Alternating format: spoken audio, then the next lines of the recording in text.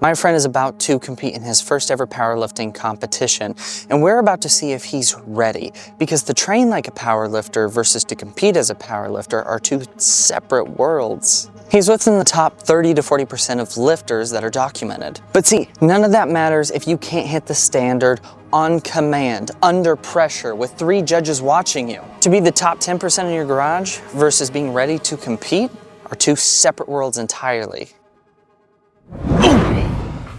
Okay, well, we're here at the gym and there's a special someone here to say hi. What up? That's him. This is the guy. He's getting ready for his first ever powerlifting competition. How does that make you feel? It still feels like just a thing that I'm saying. It's intimidating, but it's good having that thing to work towards. Absolutely. I'll say. 100%. I've always said that. Always said that. Tell me what you're working with. Wait, no. Your lifts. Okay.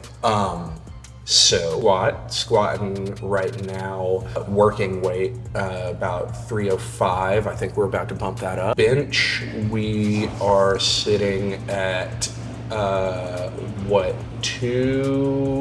we got up to 225, but working weight's probably about 205. Deadlift on the tail end of my back injury, so we've been really slow, really methodical, really careful, but we're finally back to doing full range of motion deadlift at, just a simple 135, nothing crazy, but you gotta start somewhere. Don't wanna tear my back in half again. Can confirm.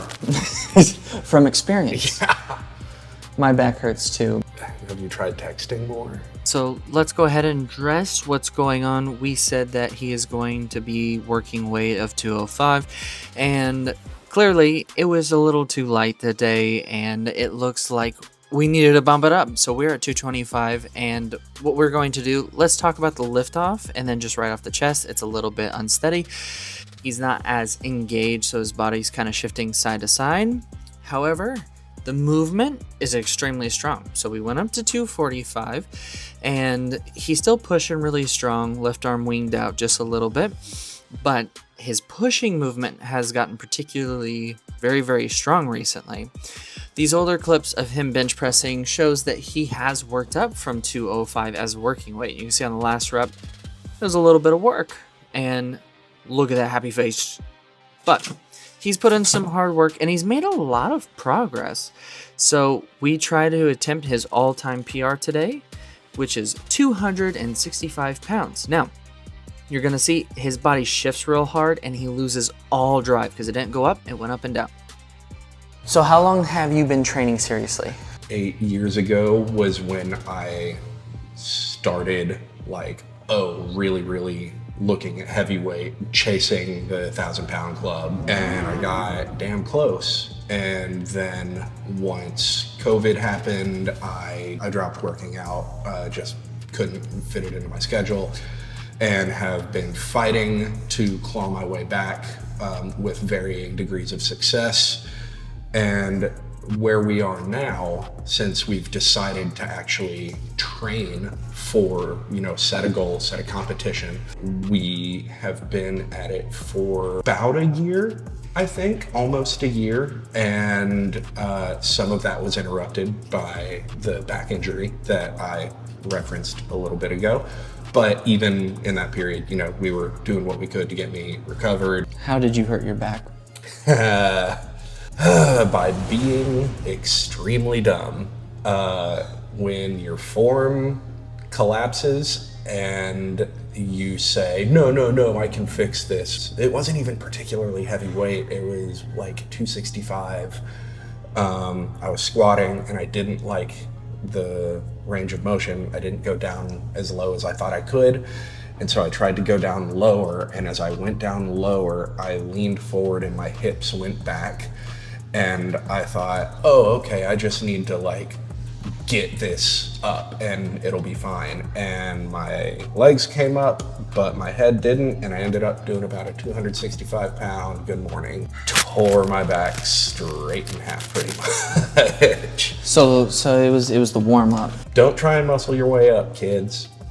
someone can't do a 265. Good morning. Yeah.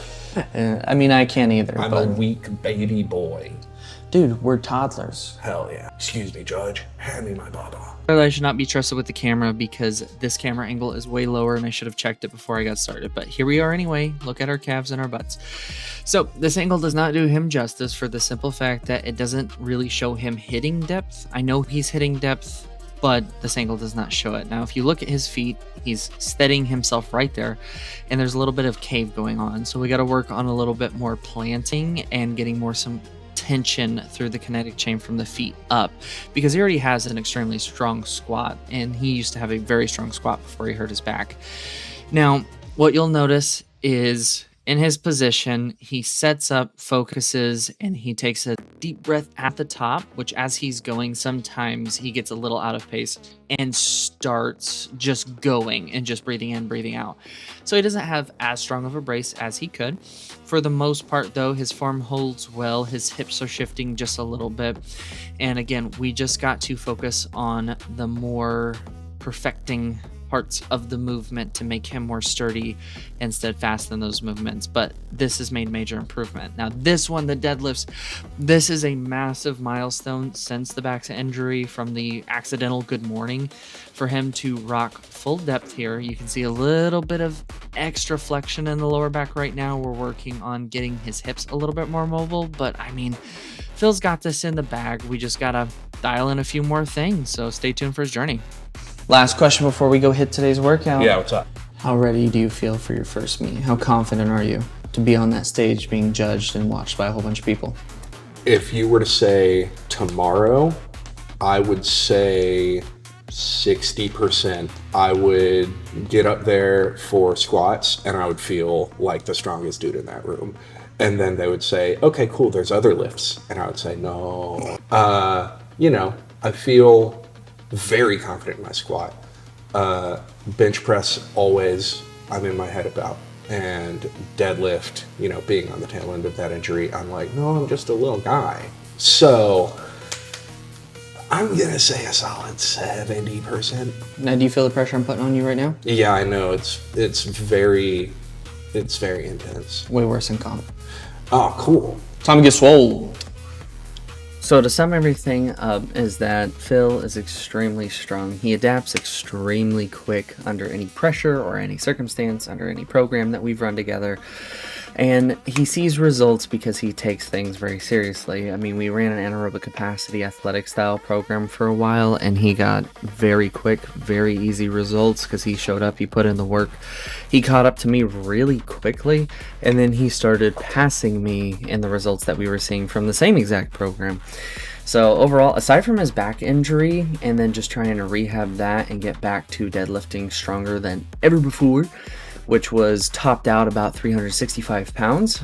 I mean, nothing's going to stop him because he takes his nutrition seriously. He takes his recovery seriously. He sees results super fast. And as far as his performance, I mean, he just does not gas out. He is just mind over matter in every single workout, every single time he shows up. He's super fast, so it should be a very straightforward path to this powerlifting competition. We just got to get his lifts up a little higher to meet those advanced standards that he'll be up against for some of the lifters in the Northwest Arkansas area, which is where he will be competing.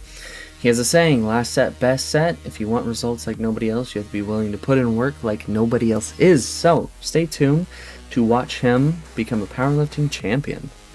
Okay, so good workout. And, looking strong, 205. That was easy. Yeah, and now 245. Looks great. So tell me, did you know that powerlifting had commands for each lift? Did not know that they had commands. I thought I was just going to get up there and grip it. And as it turns out, I have to be super controlled and then wait for them to tell me and then hold it and then wait for them to tell me and push it. So did not know that. Going to change the way I approach training probably. Okay, absolutely. And we did get to talk to a powerlifter today, so we got a little extra insight. Mm-hmm. And overall, I think it's gonna be pretty good. But I have two other questions for you. These are important. Yeah. Have you ever missed a lift because you were nervous or a technicality? Today, yes. Okay. Yeah. Okay. We hit 245 and it was so easy, but I noticed that my left arm just winged out just a little bit. I didn't keep it nice and tight.